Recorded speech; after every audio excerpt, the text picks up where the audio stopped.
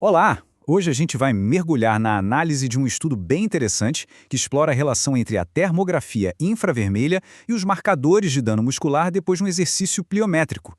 A ideia é investigar se essa tecnologia pode ser uma ferramenta útil e, principalmente, não invasiva para monitorar o que acontece com nossos músculos. Para a gente entender bem esse artigo, vamos seguir um roteiro. Primeiro, vamos contextualizar o que é o dano muscular induzido pelo exercício. Depois, vamos ver a hipótese que os pesquisadores levantaram sobre a termografia.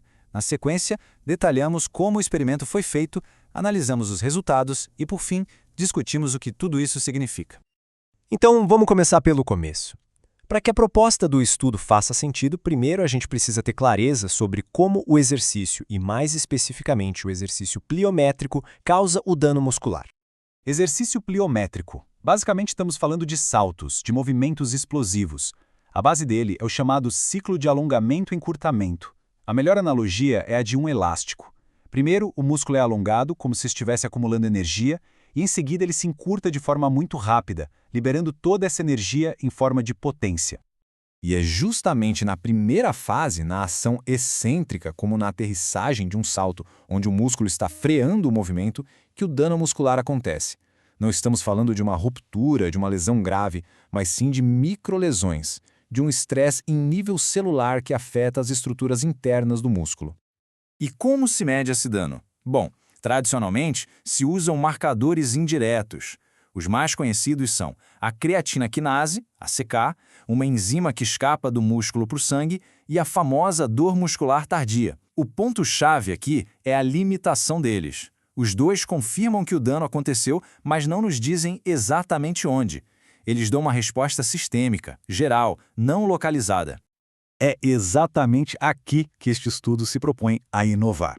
A ideia é usar a termografia como uma nova forma de avaliação, uma abordagem diferente e, o que é bem importante, não invasiva. A termografia infravermelha, ou IRT, é uma tecnologia que, de forma bem simples, enxerga o calor que o nosso corpo emite. Uma câmera especial capta essa energia e a transforma numa imagem, um mapa de calor do corpo, onde cada pontinho da imagem, cada pixel, tem uma informação precisa de temperatura. Tá, mas qual a conexão disso com o músculo? A lógica é uma cascata de eventos fisiológicos.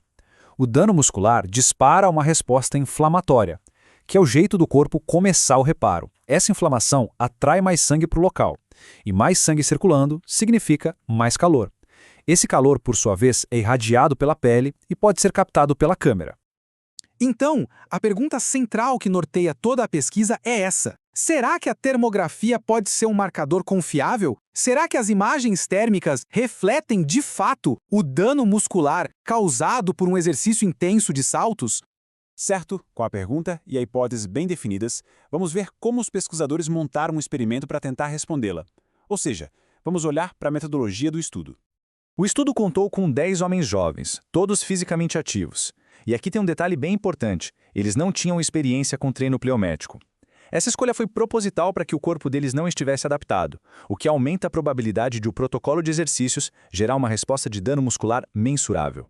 E o protocolo usado para causar esse dano muscular foi bem pesado. Depois de um aquecimento rápido, os participantes fizeram um total de 192 saltos, divididos em 2 tipos. Foi um volume bem alto, pensado justamente para estressar a musculatura e desencadear a resposta fisiológica que se queria estudar.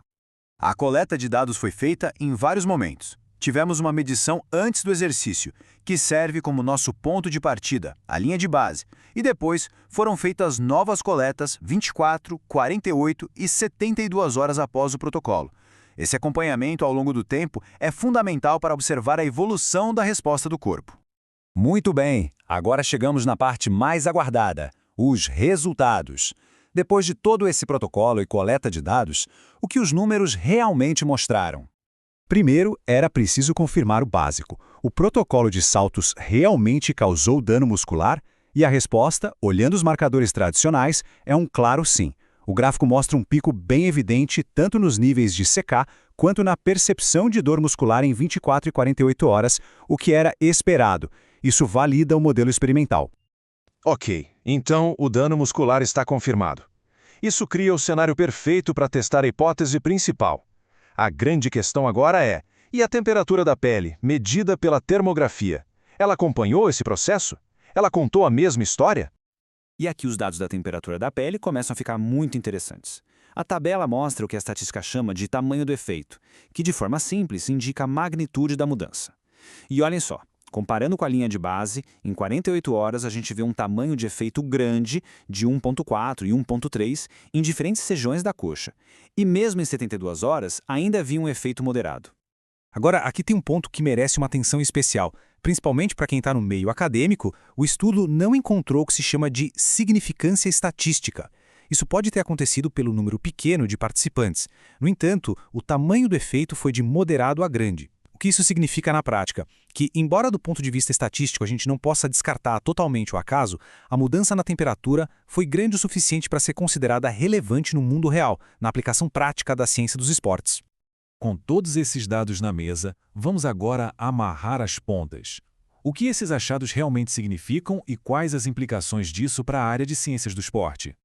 Este esquema resume muito bem todo o processo fisiológico. O exercício causa as microlesões, o corpo responde com um processo inflamatório para reparar o tecido, esse processo aumenta o fluxo de sangue no local e, como consequência, a temperatura da pele sobe.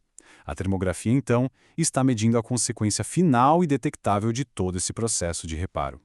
E uma das grandes contribuições deste artigo está na metodologia de análise. Eles usaram uma técnica chamada termopixelografia.